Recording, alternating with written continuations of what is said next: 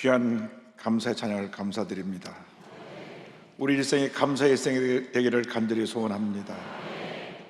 우리 옆에 분과 한번 인사하겠습니다. 오늘은 참으로 좋은 날입니다. 우리 모두에게 좋은 일이 일어납니다.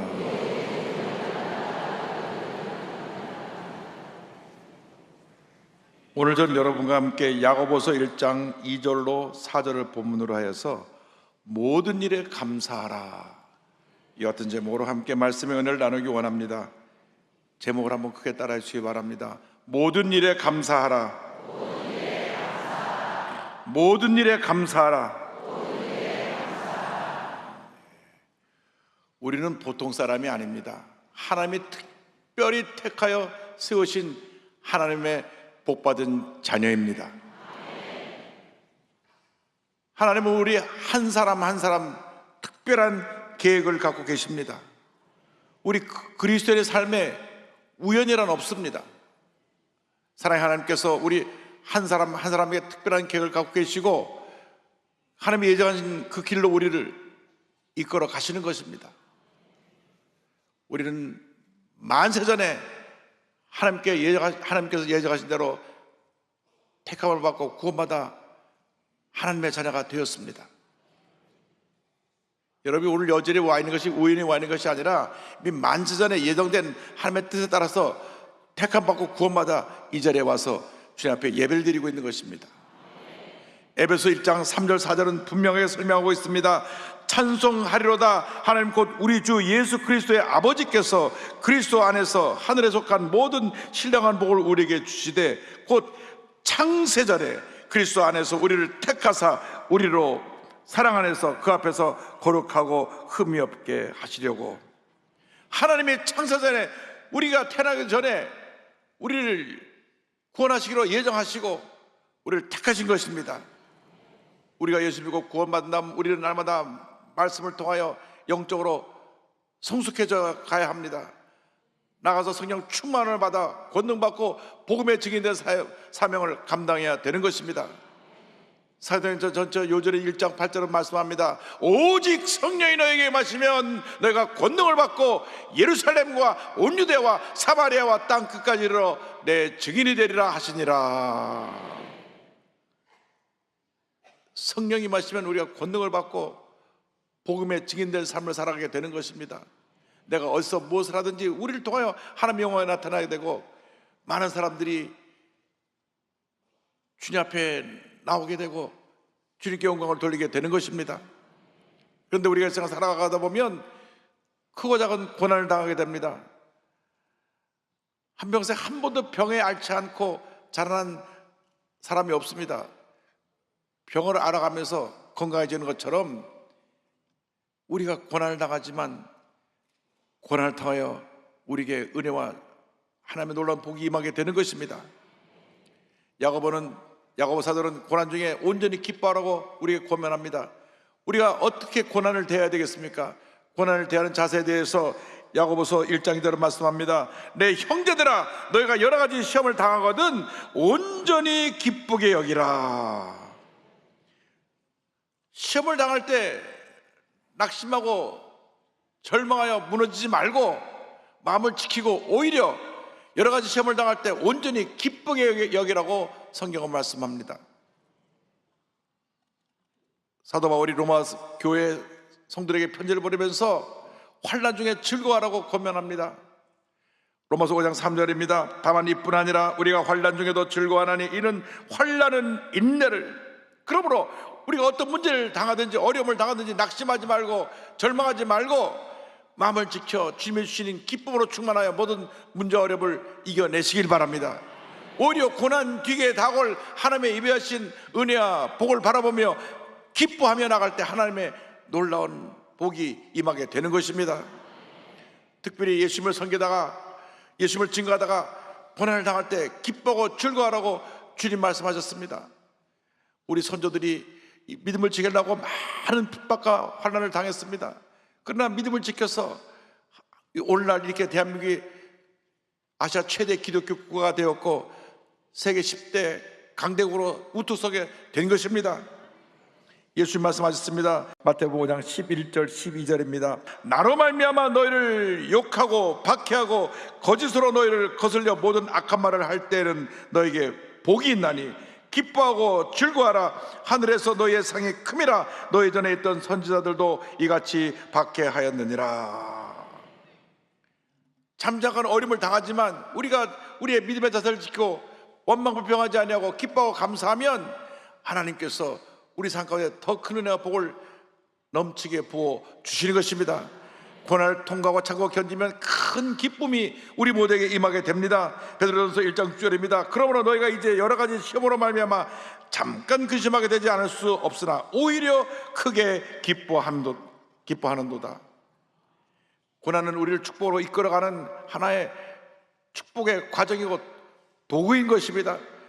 고난 앞에서 우리가 낙심하고 무너지는 것이 아니라 그때 주님께 감사하고 엎드려 기도하고 믿음으로 나아갈 때 고난이 변하여 우리에게 놀라운 유익을 갖다주고 놀라운 은혜를 갖다 주는 것입니다. 고난은 우리에게 결코 해를 입히고 우리를 무너뜨리는 모습이 아니라 우리에게 긍정적으로 유익을 갖다 줍니다. 야고보서 1장 3절을 말씀합니다. 이는 너희의 믿음의 시련이 인내를 만들어내는 줄 너희가 알미라. 우리가 모든 어려움을 참고 견딜 수 있는 그 인내가 고난을 통해서 우리에게 선물로 주어지게 되는 것입니다. 고난을 통해서 무엇보다도 먼저 우리의 믿음의 성장을 이루게 됩니다. 우리의 신앙이 정같이 변화되는 것입니다. 고난을 통하여 성숙한 인격으로 변화되는 것입니다. 욥기 23장 10절에 이와 같이 고백합니다. 그러나 내가 가는 길을 그가 아시나니 그가 나를 단련하신 후에는 내가 순금같이 되어 나오리라. 요즘 금값이 많이 올랐는데요, 그 금광에서 금을 캐내는 걸 보니까 금이 가장 많이 포함되는 돌을 갖다 그것을 채석해내 가지고 돌을 부수고, 그리고 부순 돌을 흐르는 물에다가 흘려보내니까 가벼운 돌덩어리는 다 떠내려가고 금이 가장 많이 속한 부분만 남아서 떨어지고 나면 다시 그걸 모아서 용광로에 집어넣어서 그 용광로 속에 들어가니까 모든 불순물이 제거되고 99.9% 그물이 뚝뚝 떨어져 금이 만들어지는 모습을 보았습니다. 여러분, 우리를 순금같이 이렇게 귀한 모습으로 만들려고 우리에게 주님이 환난을 통과하게 하시는 것입니다. 환난을 통해서 우리의 고집과 교만이 깨어져야 되는 것입니다. 우리의 불순종이 깨어져야 되는 것입니다. 우리가 주님 앞에 부끄러운 모습이 너무 많은데 환난을 통해서 깨어지고 씻겨지고 변화되고 성령의 불로 태워지면 우리는 위대한 하나님의 사람으로 변화되게 되는 것입니다. 장차 우리가 주 앞에 설 때 칭찬받고 하나님께 주신 놀라운 상을 받게 되는 것입니다. 우리가 우리 각자에게 맡겨진 사명이 있습니다. 그 사명을 감당해서 어떤 어려움과 문제가 다가와도 믿음을 지키며 최선을 다할 때 하나님께서 궁극적으로 우리에게 놀라운 은혜를 베풀어 주시고 넘치는 복을 부어 주십니다. 마태복음 25장에 달란트 비유가 나오는데 5달란트 받은 사람이 가서 5달란트를 남기고 3달란트 받은 사람이 3달란트를 남겼을 때 주인이 돌아와서 그들을 칭찬했습니다. 마태복음 25장 21절입니다.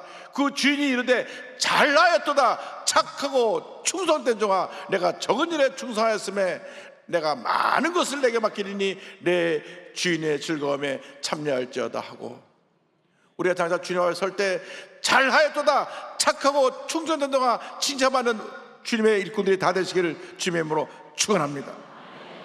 베드로전서 1장 7절은 말씀합니다. 너희 믿음의 확실함은 불로 연단하여도 없어질 금보다 더 귀하여 예수 그리스도가 나타나실 때에 칭찬과 영광과 존귀를 얻게 할 것이니라. 우리가 주님께로 받게 되는 그 놀라운 복은, 그 영광은 이 세상의 그 무엇보다 비교할 수가 없는 것입니다. 세상의 영광은 잠깐 지나갑니다. 세상의 부경화가 잠깐 지나갑니다. 세상의 권력도 10년간은 권력이 없는 것입니다. 그러나 주님의 은혜는 영원합니다. 주님이 주시는 복은 영원한 것입니다. 그 복을 누리며 살아가는 우리 모두가 되어야 할 것입니다. 고난을 통하여 우리 믿음이 자라고, 고난을 통하여 우리는 헌신된 삶을 살게 되는 것입니다. 우리의 믿음이 성장되어지고 우리가 깨어지고 낮아지면 이제 우리의 삶 자체가 주 앞에 드려지는 거룩한 산 제물이 되는 것입니다. 로마서 12장 1절 2절은 말씀합니다. 그러므로 형제들아, 내가 하나님의 모든 자비하심으로 너희를 권하노니 너희 몸을 하나님이 기뻐하시는 거룩한 산 제물로 드리라. 이는 너희가 드릴 영적 예배니라. 너희는 이 세대를 본받지 말고 오직 마음을 새롭게 함으로 변화를 받아 하나님의 선하시고 기뻐하시고 온전하신 뜻이 무엇인지 분별하도록 하라. 여러분 삶 자체가 주님께 드려지는 거룩한 산 제물, 산 제사가 되기를 바랍니다. 주님, 나를 통하여 주님의 영광만 나타나게 하여 주옵소서. 내가 공부를 해도 주님의 영광을 위해서, 내가 사업을 해도 주님의 영광을 위해서, 내가 예술적인 재능을 갖고 찬양을 하든지 옥사로 연주를 하든지 오직 하나님의 영광을 위해서, 학교에서 선생님에서 가르치든지 또 병원에서 의사로 간호사로 사람들을 치료하든지 모든 것이 오직 하나님의 영광을 위해서 드려지게 될 때 하나님의 은혜가 넘치나게 임하게 될 것입니다. 잠깐 우리가 고난의 세월을 지나고 나면 찬란한 미래가 다가오는 것입니다. 우리는 고난을 통과하고 난 다음 밝은 미래와 희망을 선물로 받게 됩니다. 예레미야 29장 11절은 말씀합니다. 여호와 야훼의 말씀이니라. 너를 향한 나의 생각을 안 하니 내가 안 하니 평안이요 재앙이 아니니라. 너에게 미래와 희망을 주는 것이니라. 주님의 마음은 우리에게 평안을 주는 것입니다. 우리가 염려하고 근심하고 걱정하는 것은 주님의 마음이 아닙니다. 그것은 마귀가 집어넣어주는 것입니다. 염려하게 하고 걱정하게 하고 남을 물뜯고 비방하고 싸우게 만들고, 이건 다 마귀 역사입니다. 성령 역사는 하나 되게 하는 역사입니다. 넘어진 사람을 일으켜 세우는 역사인 것입니다. 상처입은 사람을 치료하는 것이 성령 역사인 것입니다. 고난이 다가올 때 우리는 남을 불평하지 말고 원망하지 말고 주님만 바라보고 믿음으로 일어나서 주님의 영광을 나타내는 우리 모두가 되어야 할 것입니다. 그리고 우리가 고난을 통과하는 다음 우리의 예비된 찬란한 축복의 미래, 그 희망을 붙잡고 나갈 때 하나님께서 우리의 인생에 부족함이 없는 넘치는 복을 부어 주실 것입니다. 우리가 고난 중에 감사할 때 우리는 부족함이 없는 인생을 살게 됩니다. 사실 우리가 어떻게 생각하면 부족한 것이 많은 인생을 살아가고 있는지도 모릅니다. 사람들이 왜 부족하다고 느끼느냐? 없는 것을 보기 때문에 부족하다고 느낍니다. 남과 비교하기 때문에 부족하다고 느끼는 것입니다. 내가 있는 것을 바라보고 고난을 통해서 인내를 배울 때 우리는 부족함이 없는 삶을 살게 되는 것입니다. 나 같은 죄인이 예수 믿고 구원받아 하나님의 자녀가 되었으니 감사합니다, 감사합니다, 감사합니다. 그건 부족함이 없는 삶을 살게 되는 것입니다. 제가 언젠가 말씀드렸지만은 우리 교회에서 가장 어려운 분 가정들을 한 달에 한 번씩 신방을 가는데, 영등포 로터리 쪽에 살고 계신 무허가집에 살고 계신 우리 할머님은 남의 집 벽 안에 이렇게 담을 쳐놓고 거기서 한 2평짜리 집에 살고 계신데,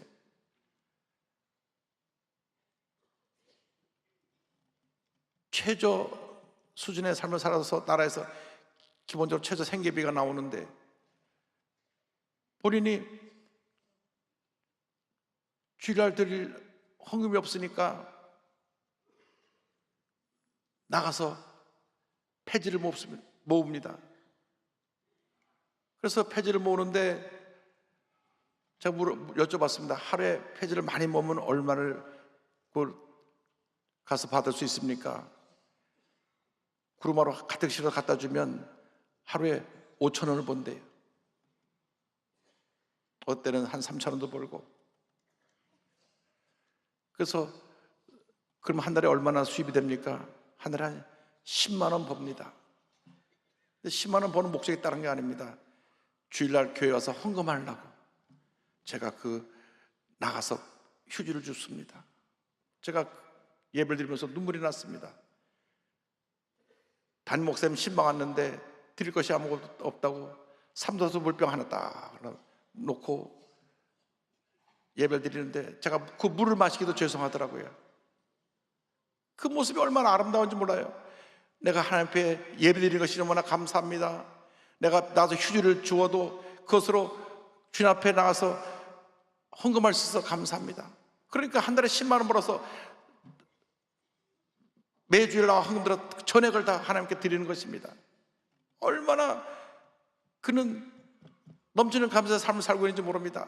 다른 사람과 비교하면 집도 없고 집에 샤워할 수 있는 샤워실도 없고 화장실도 없고 없는 건 투성인데 그런 감사예요.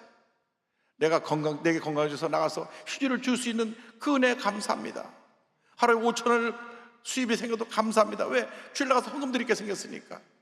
제가 너무나 감동을 받아서 우리 교회 어렵게 사는 분들 갈 때마다 간절히 기도해드리고, 또 적은 비용이지만 생활비로 쓰시라고 좀 드리고 그러고 오는데, 저는 그 은혜 속에 오늘 여기까지 와서 여러분을 섬기고 있는 것입니다. 우리 성도님들이 다 그렇게 귀한 성도님들입니다. 감사가 넘쳐나는 분들입니다. 여러분, 작은 것에 감사하면 부족함이 없는 인생을 살게 되는 것입니다. 그러나 가진 자들이 감사하지 않습니다. 자꾸 비교해보고 없는 것만 보기 때문에 감사하지 않는 것입니다. 여러분, 넘치는 감사로 살아가기를 바랍니다. 감사가 없는 사람은 진짜 크리스찬이 아닙니다. 불평하는 사람은 진짜 크리스찬이 아닙니다. 진짜 크리스찬은 감사하는 사람들입니다. 첫째도 감사해요, 둘째도 감사해요, 마지막도 감사. 그것이 진짜 크리스찬입니다. 우리 대한민국이 어떻게 일어났습니까? 6.25 집회 잿더미였습니다. 1년 GNP가 57달러였습니다. 지금요 38,000달러예요. 얼마나 복을 받았습니까? 근데 왜 감사하지 않습니까? 왜 이렇게 너도 나도 편을 가려고 싸우고 서로 욕하고 물고 뜯고 합니까? 우리가 회개해야 됩니다. 우리 그리스도인들이 하나 되어야 되는 것입니다. 주여, 우리 대한민국이 하나 되게 하여 주옵소서. 대한민국이 하나 되게 하여 주옵소서. 우리가 감사로 하나 될 때 위대한 대한민국으로 다시 거듭나게 될 것입니다. 이스라엘 역사 가운데 가장 존경받는 다윗왕은 일생의 고난의 일생이었습니다. 골리앗 장수를 무너뜨리고 난 다음 당시 왕인 사울왕의 미움을 받아서 10여 년 동안 그는 도망자의 신세로 살아야 됐습니다. 한때는 3,000명의 군사를 풀어서 다윗을 죽이려고 했습니다. 그래서 이곳저곳 떠돌아다니면서 산에서 들여서 새우잠을 자면서 도망을 다녀야 됐습니다. 왕이 되고 난 다음도 크고 많은 전쟁을 치러야 됐습니다. 그가 우리아의 아내를 취해서 아이를 낳은 다음 하나님이 치셔서 그 아이가 죽었습니다. 아이의 죽음 앞에 그는 마음이 무너졌을 것입니다. 그의 말년에는 그의 아들이 반역했어요. 압살롬이라고 하는 이 아들이 반역을 해가지고 아들을 피해서 모든 거 다 내려놓고 피난을 가야만 했습니다. 사람들이 조롱했습니다. 그 절망의 시간을 보내고 난 다음 그가 그 인생을 마무리하면서 뒤를 돌아보면서 지은 시편이 시편 23편입니다. 이것은 넘치는 감사가 없이 드릴 수 없는 고백입니다. 그렇게 많은 고난을 치렀는데도 그는 이렇게 고백합니다. 여호와 야훼는 나의 목자시니 내게 부족함이 없으리로다. 주님이 나의 목자가 되기 때문에 나는 부족함이 없습니다. 우리 1절부터 시편 23편을 우리 다 같이 한번 믿음으로 다윗의 마음을 갖고 한번 고백을 하겠습니다. 여호와는 야훼는 나의 목자시니 내게 부족함이 없으리로다. 그가 나를 푸른 불밭에 누이시며 쉴 만한 물가로 인도하시는도다. 내 영혼을 소생시키시고 자기 이름을 위하여 의의 길로 인도하시는도다. 내가 사망의 음침한 골짜기로 다닐지라도 해를 두려워하지 않을 것은 주께서 나와 함께 하심이라. 주의 지팡이와 막대기가 나를 안위하시나이다. 주께서 내 원수의 목전에서 내게 상을 차려주시고 기름을 내 머리에 부으셨으니 내 단이 넘치나이다. 내 평생의 선하심과 인자하심이 반드시 나를 따르리니 내가 야훼의 집에 영원히 살리로다. 할렐루야. 날마다 믿음으로 고백하시기 바랍니다. 주님이 나의 목자가 되셔서 내게 부족함이 없습니다. 주님이 나의 목자가 되시기 때문에 나는 만족합니다. 주님만이 나의 전부가 되십니다. 어린 시절에 상처 있는 사람들은 평생 그 트라우마를 갖고 삽니다. 오늘 제가 간증할 이 분도 그런 큰 마음에 상처를 남기는 경험을 한 분입니다. 캐나다 온타리오에서 농장에서 7남매를 키우며 살아가고 있는 앤 보스캠프라고 하는 분인데 6살 때 온 가족이 보는 앞에서 여동생이 틀에 깔려 즉사하고 말았습니다. 너무나 큰 충격으로 마음에 깊은 상처가 생겼고 어머니는 정신적인 충격으로 병원을 왔다 갔다 하다가 결국은 부부가 이혼을 합니다. 집안은 완전히 무너지고 어린 소녀 애는 정서적 불안과 고립 속에 자라났습니다. 학교에서 왕따를 당하고 교회 와서도 마음을 나눌 친구가 없었습니다. 내면의 고통이 점점 깊어져 갔고 차라리 태어나지 않았더라면 늘 그는 말을 했습니다. 그래서 자살하려고 유리조각으로 팔을 긋기도 하고, 그러면서 그는 동생의 죽음에 트라우마에 갇혀 살았습니다. 오랜 생활 동안 그녀는 하나님은 왜 이런 일을 허락하시는가 라는 질문을 품고 살았습니다. 하나님의 살아계시다면 왜 내 동생이 그렇게 죽게 내버려 두셨는가? 세상이 너무나 아프게 느껴졌고 하나님은 멀리 계신 것 같았습니다. 머리로는 하나님을 믿는데 마음은 여전히 불안과 두려움 그리고 마음의 그 트라우마에 시들리고 있었습니다. 그러던 어느 날 예수를 잘 믿는 친구가 쪽지 하나를 건네줬습니다. 감사해봐라. Try giving thanks. 감사를 좀 시도해봐라. 그것이 그녀의 운명을 바꿔놓았습니다. 지금 내 동생이 죽고 나는 이렇게 트라우마에 갇혀서 이렇게 고통스러운데 뭘 감사할 수 있는가? 감사를 시도해봐. 감사해봐. 그래서 기도하면서 감사할 걸 찾기 시작했습니다. 아침에 일어나 눈을 떠서 감사했습니다. 하나님 새날을 주신 것을 감사합니다. 아침밥을 먹으면서 이 세상에 굶어서 죽어가는 많은 사람인데 아침밥을 먹게 해준 걸 감사합니다.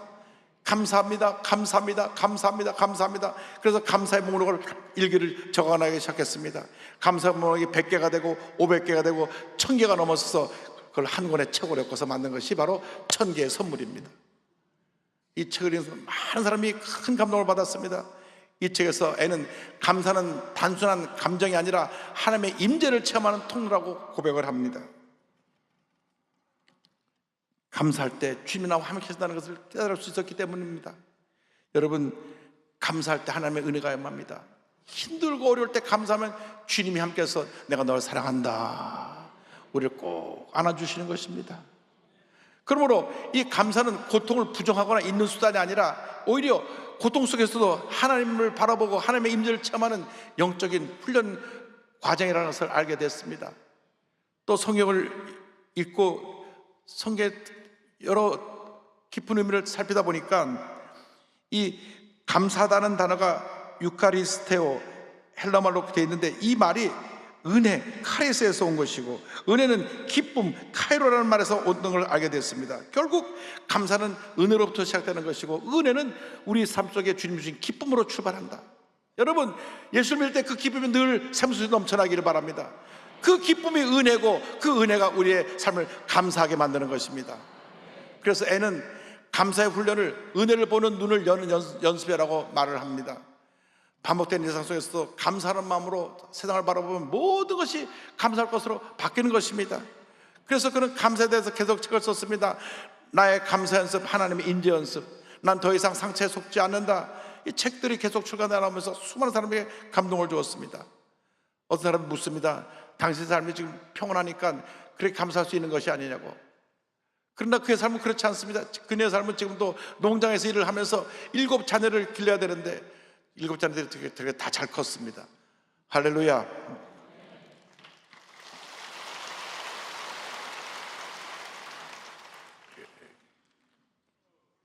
그녀는 고백합니다. 감사는 상황이 좋은 사람만이 하는 것이 아닙니다. 감사는 삶이 무너질 때 그 무너진 자리에서도 하나님을 신뢰하기 위한 선택입니다. 감사를 실천할 때 평범한 삶이 거룩한 삶으로 바뀌어지게 되는 것입니다. 우리가 인생이 완벽해서 감사하는 것이 아니라 불행 속에서, 어려움 속에서, 상처 속에서도 감사하면 하나님이 이 모든 순간을 변화시켜줘서 은혜의 순간으로, 시간으로 바꾸어 주시는 것입니다. 그는 이어가지고 고백합니다. 사소해 보이는 것들에 대한 감사, 이 씨앗이 거대한 기적을 키워냅니다. 빈 공간은 반드시 무언가로 채워집니다. 사소해 보이는 것에 감사드릴 때 내 안에 하나님께서 자라날 공간이 생겨납니다. 이것이 나를 가득 채우고 하나님은 세상에 들어오십니다. 감사를 통해 우리는 작아지고 세상은 제자리를 찾게 됩니다. 감사를 말함으로써 하나님과 함께 커집니다. 절망 중에, 고통 중에 주님 앞에 감사하고 또 감사하고 또 감사하고 또 감사하시기 바랍니다. 반드시 여러분 삶 속에 삶 가운데 놀라운 하나님의 은혜와 축복이 넘쳐 임하게 될 것입니다. 문제 가운데 문제를 바라보지 마시고 문제 해결자 주님을 바라보시길 바랍니다. 괴로울 때 주님의 얼굴 보라, 평화의 주님 바라보아라. 세상에서 시달린 친구들아, 위로의 주님 바라보아라. 눈을 들어 주를 보라, 내 모든 염려 주께 맡겨라. 슬플 때에 주 예수 얼굴 보라, 사랑의 주님 안식 주리라. 힘이 없고 내 마음 연약할 능력의 주님 바라보아라. 그의 이름 부르는 모든 자는 힘주시며 늘 지켜주시리. 눈을 들어